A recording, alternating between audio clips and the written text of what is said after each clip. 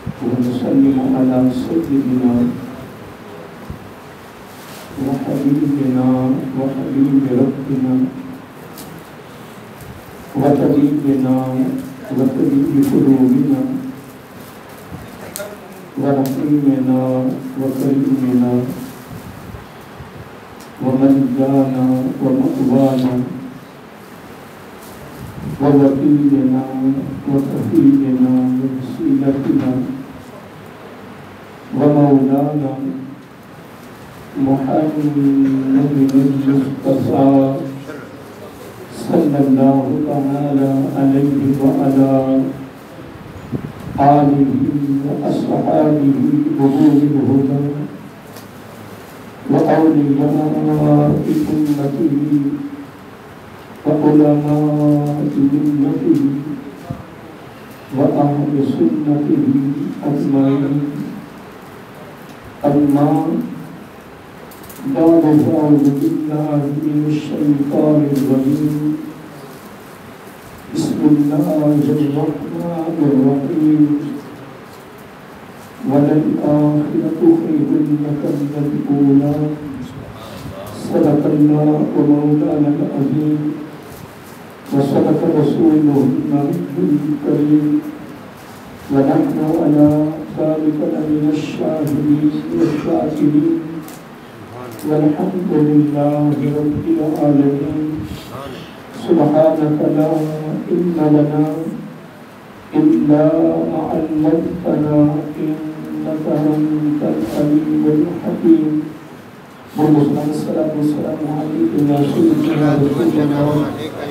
الصلاة والسلام عليك يا سيدنا حبيب الله. الصلاة والسلام عليك يا سيدنا نبي الله وعلى آلك وأصحابك يا سيدي يا نور الله يا خاتم النبيين يا رحمة للعالمين. محمد سيد الكونين والثقلين والفريقين من أرض والأبد.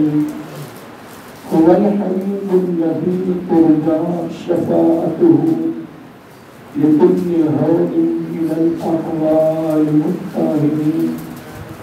ثم النداء عن أبي بكر وعن عمر وعن علي وعن عثمان ذي الكرم. مولاي صل وسلم دائما أبدا على حبيبك خير خلق كلهم.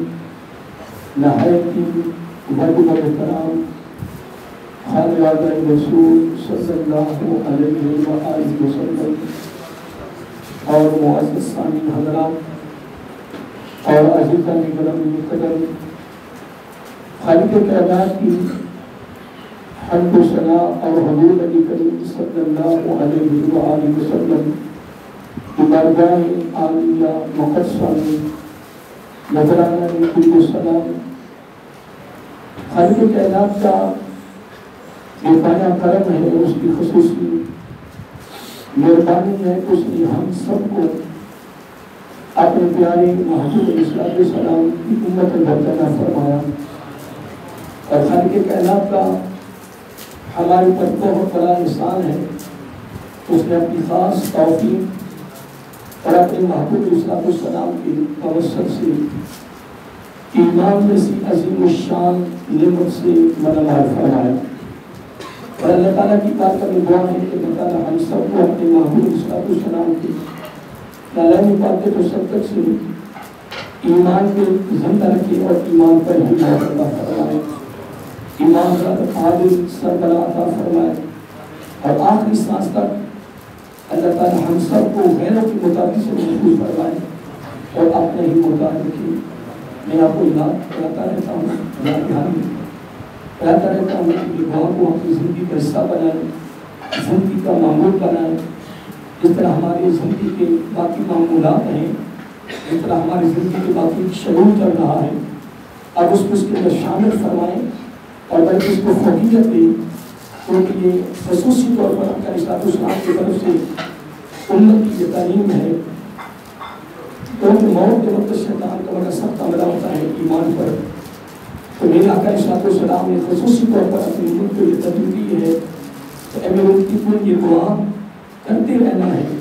یقیناً اس میں شک نہیں ہے کہ اگر آقا علیہ السلام نے خصوصی طور پر یہ تحفہ دیا امت کو، تو اگر امتی آقا علیہ السلام کی حکم کی تعمیل کرتا ہوا، آپ کے فرمان نشان پر عمل پیدا ہوتا ہوا، یہ دعا خصوصی طور پر یعنی فرما برداری کی صورت میں، حکم کی تعمیل کرنے کی صورت میں، اس تعلیمات پر عمل کرنے کی صورت میں کرتا رہے گا، اس میں شک نہیں ہے کہ یہ دعا اللہ تعالیٰ کی بارگاہ میں ضرور قبول ہوگی. اور جب قبول ہو گئی تو الحمدللہ پھر اس میں شک نہیں ہے کہ اللہ تعالیٰ ہم سب کو زندہ بھی رکھے گا تو ایمان پر، اور موت بھی آئے گی تو ایمان پر، اور قیامت کو اٹھنے بھی تو ایمان پر. اللہ تعالیٰ ہم سب کو اس دعا کو اپنی زندگی کا حصہ بنانے کی توفیق عطا فرمائے. حضرات محترم، میں نے ایک موضوع شروع کیا ہوا ہے، یعنی محبت، عقیدت، ادب. اس کے لحاظ سے پروگرام جاری ہے اور ربیع الاول کا مہینہ بھی الحمدللہ شروع ہو چکا ہے. تو اب میں اس موضوع کو انشاءاللہ اس کے ساتھ شامل کر رہا ہوں تاکہ ہمارا جو موضوع چلتا ہے خوبصورت ادب کے لحاظ سے یا عقیدت کے لحاظ سے یا محبت کے لحاظ سے، تاکہ وہ ہمارا پروگرام جاری رہے. دوستو یقیناً اس میں شک بھی نہیں ہے. مثلاً آستانہ عالیہ کے گردو شریف ہے، دربار شریف ہے. اگر ہم یہاں آ کر اگر یہاں منشی بھی بولتے ہیں نا تو یہ بھی آستانہ عالیہ کی ادبی ہے. اور عقیدت اور ادب اور محبت کا تقاضا کیا ہے؟ اب فقط منہ سے اس کا دعویٰ کرنا اصل میں یہ تقاضا نہیں ہے کہ میں نے دعویٰ کر لیا کہ مجھے عشق ہے جی، میں نے دعویٰ کیا کہ مجھے محبت ہے جی، اور میں اگر اپنے منہ سے دعویٰ کر رہا ہوں کہ میں بڑا ادب کرتا ہوں، میں بڑی تعظیم و توقیر کرتا ہوں، مجھے ان کے ساتھ بڑی محبت ہے، مجھے بڑا پیار ہے، مجھے بڑی ان کے ساتھ لگن ہے، اور میرے دل میں ان کی بڑی محبت ہے، بڑی عقیدت ہے. یقیناً اس میں شک نہیں ہے کہ یہ دعویٰ کرنا بالکل آسان ہے. آسانی کے ساتھ منہ سے الفاظ نکل جاتے ہیں.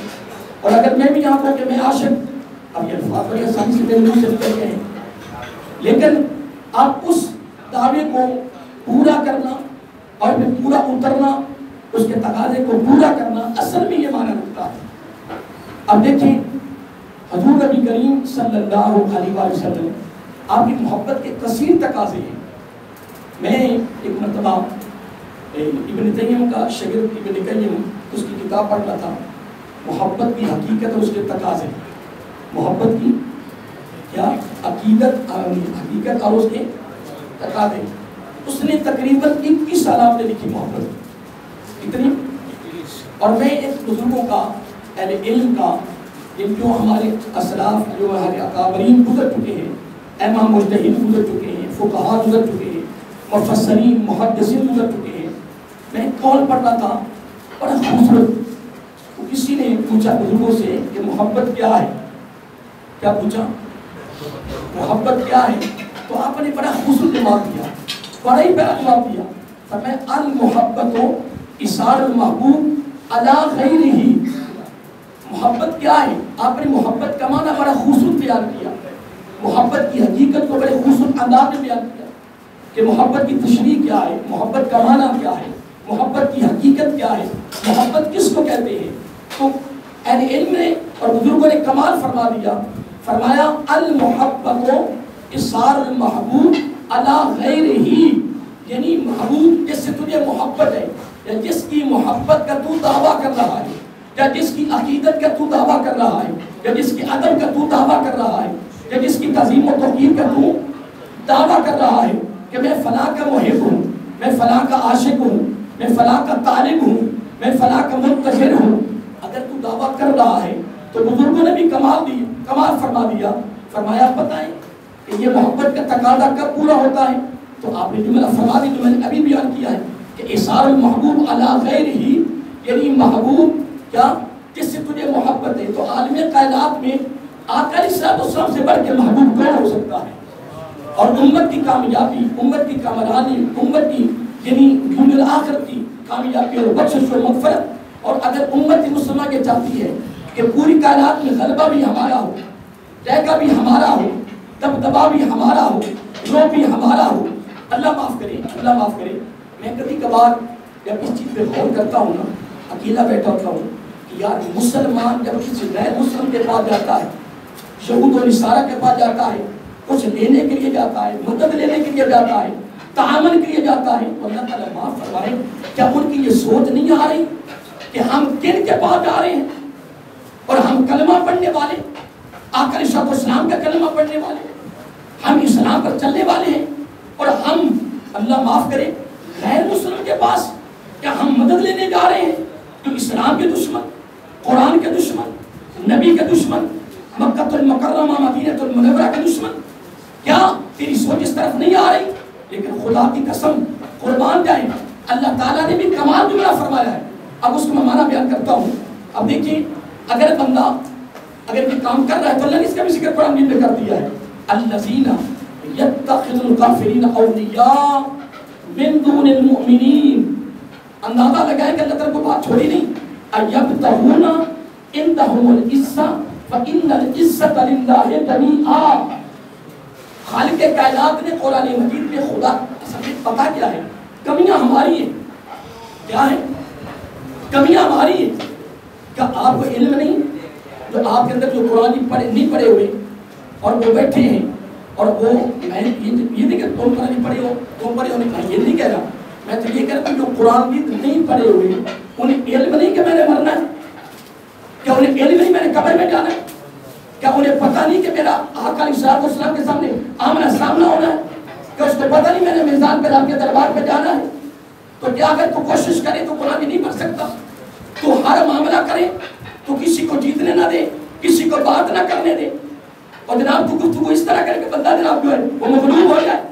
اللہ کے بندے تو سارا کچھ کر سکتا ہے.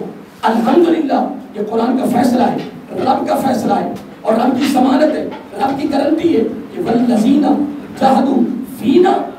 یہ اللہ تعالیٰ فرمایا یہ کام تو کر. اس کو کہتے ہیں محنت، اس کو کہتے ہیں کاوش، اس کو کہتے ہیں جدوجہد، اس کو کہتے ہیں طالب ہونا، اس کو کہتے ہیں مشتاق ہونا، کس چیز کو چاہنا، پھر اس کے لیے اس منزل جس کا وہ متلاشی ہے، کس منزل کا وہ طالب ہے، کہ کس منزل کو وہ چاہنے والا ہے.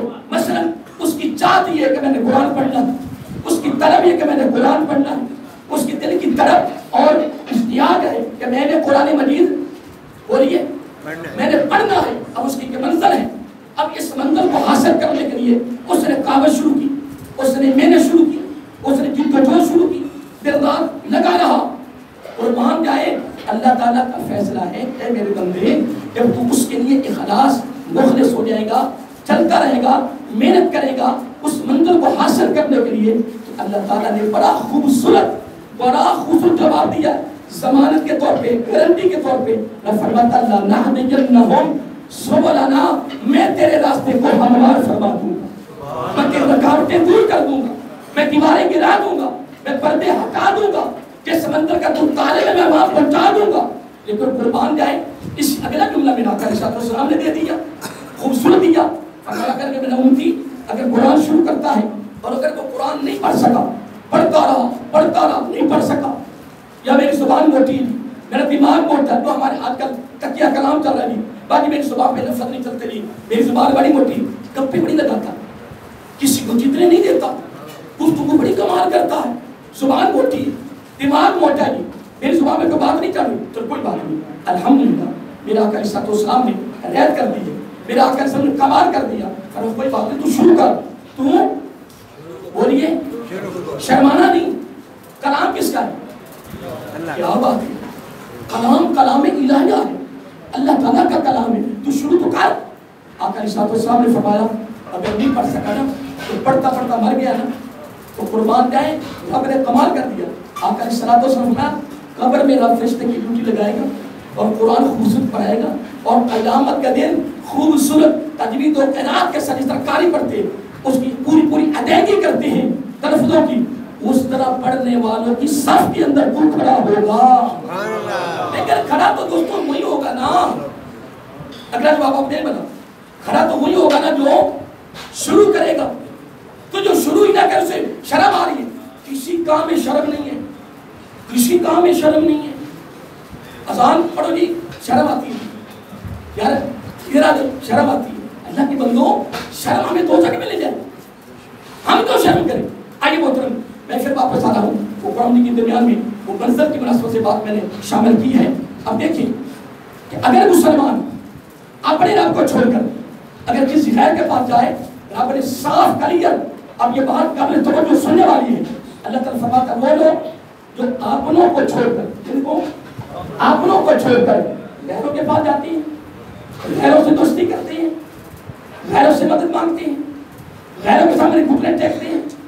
رب نے فرمایا پتہ یہ کیوں جاتے ان کے پاس؟ اللہ اکبر.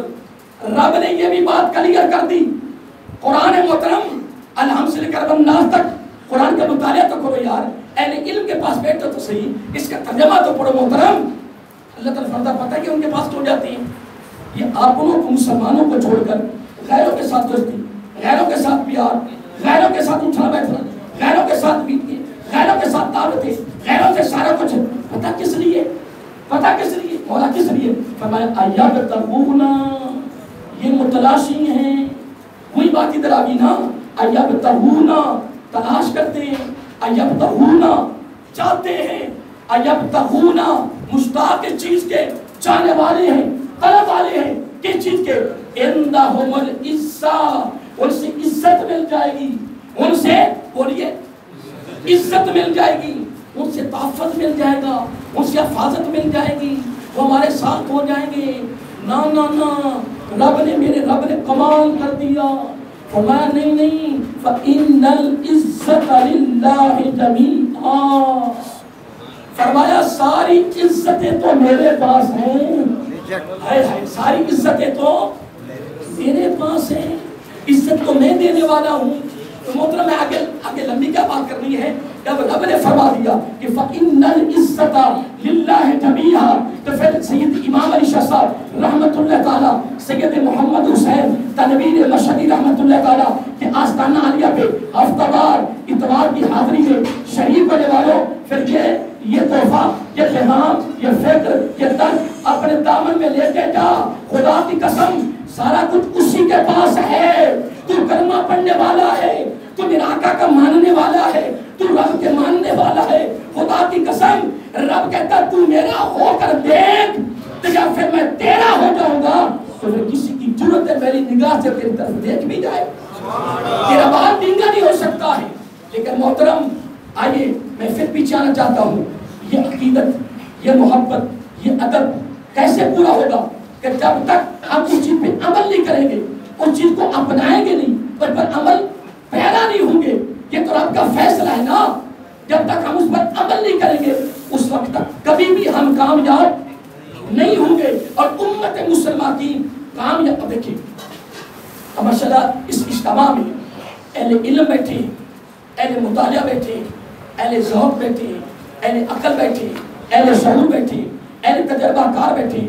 آپ یہاں بیٹھے بین الاقوامی سطح پہ صرف تھوڑی نظر دوڑائیں کہ امت مسلمہ کا حال کیا ہے، امت مسلمہ کی کیفیت کیا ہے، امت مسلمہ کے حالات کیسے ہیں، پاکستان کے حالات کیسے ہیں، ہمارے گھروں کے حالات کیسے ہیں. تو میں آقا صاحب کی آل کی شہادتوں کا دامن پکڑ کر قرآن و سنت کی روشنی کی صورت میں میں یہ پیغام آپ کو دے رہا ہوں. یقیناً یقیناً یقیناً سارا کچھ تیرے قدموں پہ گرے گا اگر تو میرے آقا کی سنت کے دامن کو مضبوطی سے تھام لے. میں ایک دن پڑھ رہا تھا کہ جب طارق ابن زیاد، طارق بولیے ماشاءاللہ صاحب ایڈی نہ بیٹھے ماشاءاللہ، طارق ابن جب ادرس کے یعنی مقابلے میں گئے نا فتح کرنے کے لیے تو وہاں 70,000 عیسائی تھے. کتنے؟ 70,000. تو ان کے پاس 17,000 تھی. کہاں 70,000 اور کہاں 17. اب 17,000 زمین سمان کا فرق ہے. ماشاءاللہ ہمیں سے کی لوگوں نے یہ بات پڑھی ہوگی کہ جب دریا عبور کیا نا تو دوسرے کنارے پہنچے تو طارق نے زیادہ نے کہا بھی کشتیاں جلا دو. کیا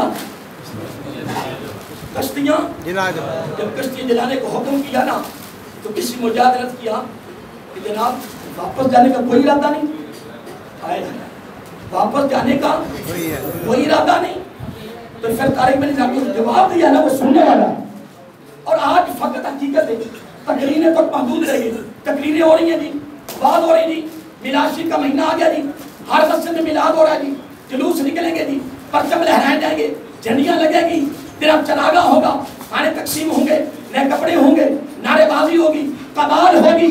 لیکن دوستوں میں عرض کرنا چاہتا ہوں، آقا کی آپ کے شہزادہ کا دامن پکڑ کر میں عرض کر رہا ہوں کہ ولادت با سعادت خدا کی قسم ایک ہی مرتبہ ہوئی ہے کہ 2 مرتبہ ہوئی، 3 مرتبہ، 4 مرتبہ، ہر سال ولادت ہوتی ہے.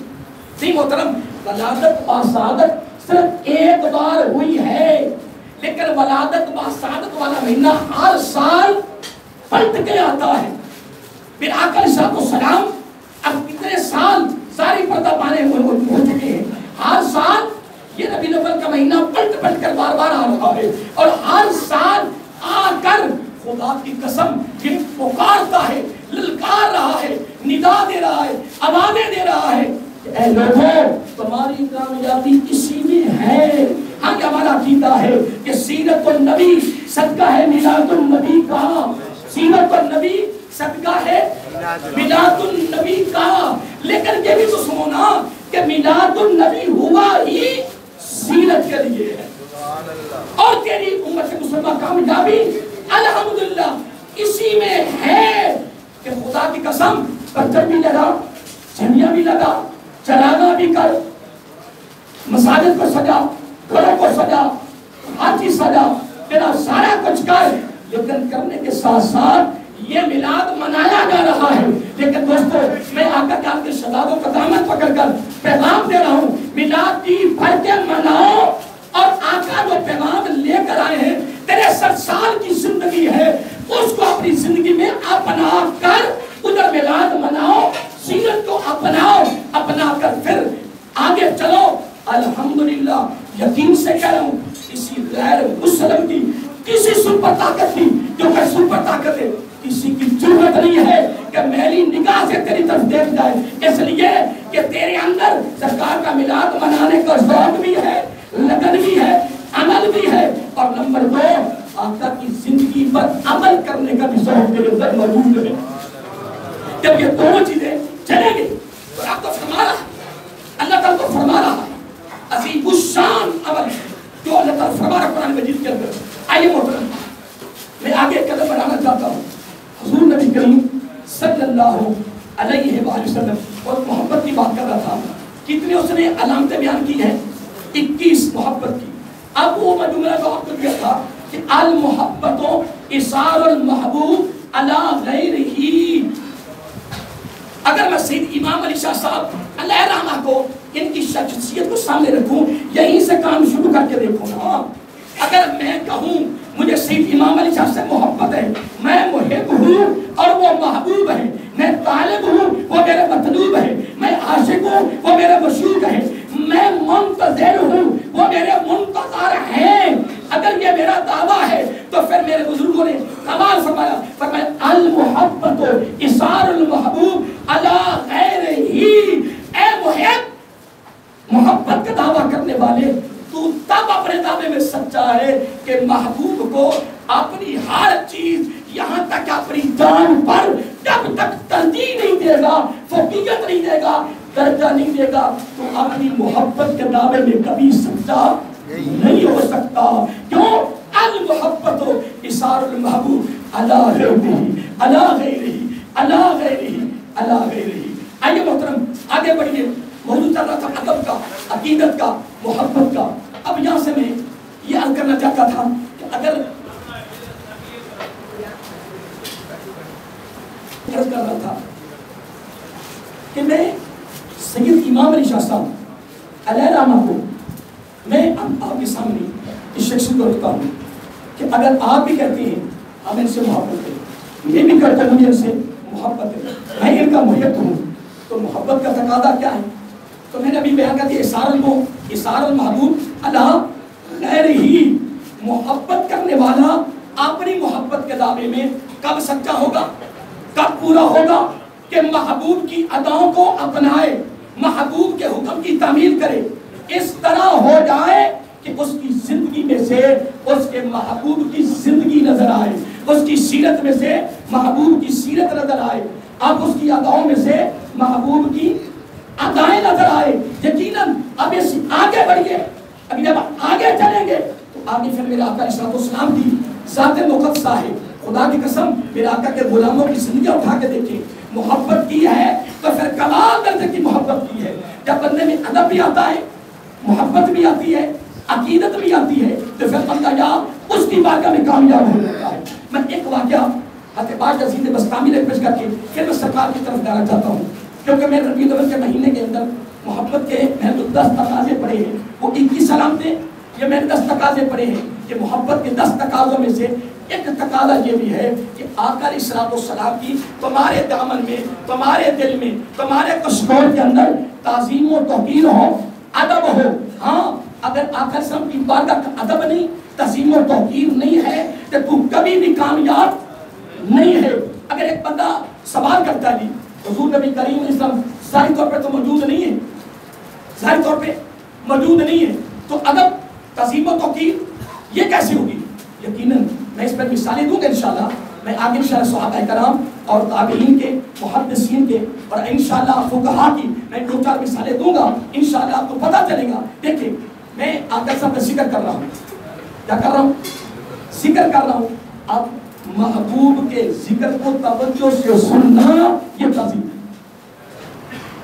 آقا علیہ السلام اپنے محبوب کے ذکر کو محبت سے سننا، لگن کے ساتھ سننا، توجہ سے سننا۔ اب دیکھیں جمعے پہ خطاب ہو رہا ہے، کسی محفل میں خطاب ہو رہا ہے، علامہ صاحب نے فوراً کہا آقا علیہ السلام نے یہ فرمایا، تیری توجہ دائیں بائیں گئی ہوئی ہے، عالم دین یہ کہہ رہا ہے، خطیب یہ کہہ رہا ہے، مقرر یہ کہہ رہا ہے کہ آقا علیہ السلام نے یہ فرمایا، یہ نبی پاک کی حدیث سے پاک ہے، یہ الفاظ زبان نبوت سے نکلے ہیں، تو گپے لگا رہا ہے، تو دائیں بائیں دیکھ رہا ہے۔ خدا کی قسم آقا علیہ السلام کی گفتگو جب بھی جس لمحہ، جس وقت، جس انداز میں، جس جگہ، جس علاقے میں، جس وقت بھی ہو، پھر پوری کائنات کی طرف سے جسم کے ایک ایک بار کی توجہ زبان نبوت کے لفظوں کو سننا، یہی تعظیم و توقیر۔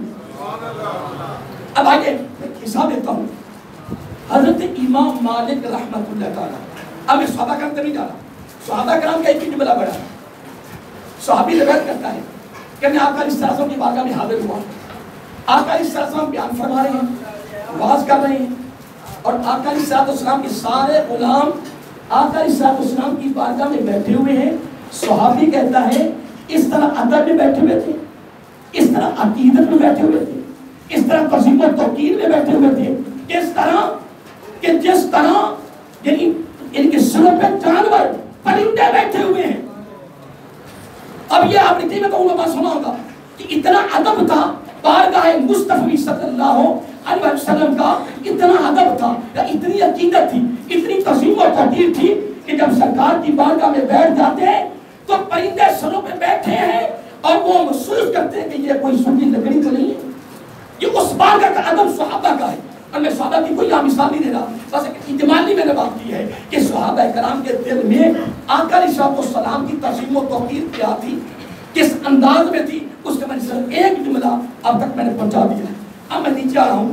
حضرت امام مالک رحمۃ اللہ تعالیٰ، جنہوں نے ساری زندگی آقا علیہ السلام کے پہلو میں بیٹھ کر سرکار کی حدیث کا درس دیا ہے، لیکن جب آپ کے پاس کوئی شخص آتا، کوئی سائل آتا، تو آپ اپنی بادی کو بھیجتے، اپنے قرآنی کو بھیجتے، پتہ کر لیا ہو کہ یہ کس لیے آ رہا ہے، یہ بولیے کس لیے آیا ہے، کس لیے آیا ہے۔ اگر وہ کہتا کہ میں مسئلہ پوچھنے آیا ہوں، یا میں کوئی مسئلہ پوچھنے آیا ہوں، تو آپ میں تو ہوتے تھے آپ فوراً کو بٹھاتے، بٹھا کر اس کا جو سوال ہوتا وہ سنتے اور اس کا حل فرما دیتے، جو اس کی حاجت ہوتی وہ پوری فرما دیتے، ٹھیک ہے نہیں۔ لیکن اگر وہ کہہ دیتا کہ میں نے آقا علیہ السلام کی کوئی حدیث پاک سننی ہے، اگر اس کی زبان سے یہ لفظ نکل جاتے ہیں کہ میں نے آقا علیہ السلام کی حدیث پاک سننی ہے، تو امام مالک رحمۃ اللہ تعالی قرآن جائیں، کوئی حدیث کے لفظ نہیں ہے، میرے آقا علیہ السلام کی کوئی حدیث پاک نہیں ملتی کہ جب میری حدیث بیان کرنے کا وقت آئے تو تم نیا غسل کرو، نئے کپڑے پہنو، پھر خوشبو لگاؤ، پھر خوبصورت جگہ بناؤ. کوئی فرمانے والی شان نہیں ہے. میرے آقا اس پہ کوئی تعلیم نہیں دی، میرے آقا نے اس پہ کوئی حکم نہیں فرمایا، میرے آقا نے کوئی اس پر پیغام نہیں دیا. لیکن خدا کی قسم ان لوگوں کو علم تھا کہ آقا علیہ السلام کا ادب کیا ہے، آقا کے دینی تعظیم و توقیر کیا ہے. اب سنیے ان کا، جب اگر کوئی پوچھتا کہ میں نے مسئلہ پوچھنا ہے تو آپ فوراً اس کو بٹھاتے، اس کا مسئلہ حل فرما دیتے. لیکن اگر وہ کہتا کہ میں نے سرکار کی حدیث سننی ہے تو پھر امام مالک رحمۃ اللہ تعالیٰ کے دل میں، آپ کے دامن میں آقا علیہ السلام کی اتنی تعظیم و توقیر، اتنا ادب، اتنی عقیدت، اتنی محبت، اتنی لگن تھی. فرماتی اس کو بٹھاؤ، پھر آپ نیا غسل کرتے، پھر آپ نئے کپڑے پہنتے، پھر آپ خوشبو لگاتے، پھر آپ نے علیحدہ مخصوص جگہ بنائی ہوئی تھی، وہاں خوشبو چل رہی ہے. اس طرح کی اونٹ کی نہیں، اکثر عربی وہ لکڑی کا بنا ہوتا ہے کوئی گملہ، اس کے اوپر رکھ دیتے ہیں، پھر وہ اس طرح دھواں نکلتا رہتا ہے. اس طرح خاص جگہ ہوتی، نیا غسل کرتے، یہ نئے سرے سے نہاتے، پھر نئے کپڑے پہنتے، پھر خوشبو لگاتے، پھر اس جگہ پہ بیٹھتے. فرماتے اب اور میں اپنے آقا کی حدیث پاک تمہیں سناؤں. اندازہ لگائیں حدیث پاک کے سنانے کا کتنا ادب تھا. یہ نہیں بات کہ آقا ظاہری طور پہ ہیں تو آپ کی بات کا ادب ہے، سرکار ظاہری طور پہ ہیں تو آپ کی بات کی تعظیم و توقیر ہے. نانا آقا علیہ السلام کا جب بھی ذکر ہو، کیا دوام الذکر للمحبوب، المحبت، محبت کیا ہے تو بزرگوں نے کمال کر دیا. فرمایا المحبت دوام الذکر للمحبوب. محبت یہ ہے کہ محبوب کا کثرت سے ذکر کرے اور ان کا ذکر کرنا بھی محبت ہے. اور پھر اگلی بات بھی توجہ سن لیں، پھر بزرگ پر بڑی پیاری بات فرمائیے. فرمایا المحبت میل القلب الی موافق اللہ. یار اس جملے کی میں تشریح کیا کروں، میرے پاس الفاظ اور کلمات اور علم نہیں ہے کہ میل القلب الی موافق اللہ. میرے آقا کے شہزادوں کی بارگاہ کی ہفتہ وار حاضری میں آنے والوں، جملہ کو سنو یار، اپنے جملے کو دامن میں لے کے جاؤ نا. کیا فرماتے ہیں؟ میل القلب الی موافق اللہ. پتہ محبت کیا ہے، محبت کی حقیقت کیا ہے؟ جب محبوب کی بات ہو تو دل مچل مچل جائے. جب سرکار کی بات ہو، جب محبوب کی گفتگو ہو تو دل کو اچھی لگے، دل کو اچھی لگے، دل قبول کرے، کسی اور کی بات پسند ہی نہ کرے. جب محبوب کی بات ہو، محبوب کا ذکر ہو تو جناب اس کا دل باغ ہو جائے. وہ کہتے کہ یار جب سرکار کی گفتگو ہوتی ہے نا، دل کرتا میں سنتے ہی جاؤں. بزرگ فرماتے ہیں یہ محبت کی علامت ہے، اس کو محبت کہتے ہیں، اس کو محبت کہتے ہیں. اب آگے پڑھیے، میں ایک اور مثال دے کر اجازت چاہتا ہوں. حضرت سعید بن مسیب، حضرت سعید بن مسیب، یہ بہت بڑے تابعی گزرے ہیں، بہت بڑے تابعی گزرے ہیں علیہ رحمہ. اب یہ بیمار تھے. میں تعظیم و توقیر کی مناسبت سے بات کر رہا ہوں، ادب کی بات کر رہا ہوں، عقیدت کی بات کر رہا ہوں. آقا سفر کی بات کا آپ کی گفتگو کی، آپ کی حدیثوں. آپ بیمار تھے، لیٹے ہوئے تھے، تو ایک شخص آیا، کہنے لگا کہ میں اپنے آقا سے کوئی حدیث آپ سے سننا چاہتا ہوں. اور اتنے علیل تھے کہ اٹھا نہیں جاتا تھا، اتنے بیمار تھے.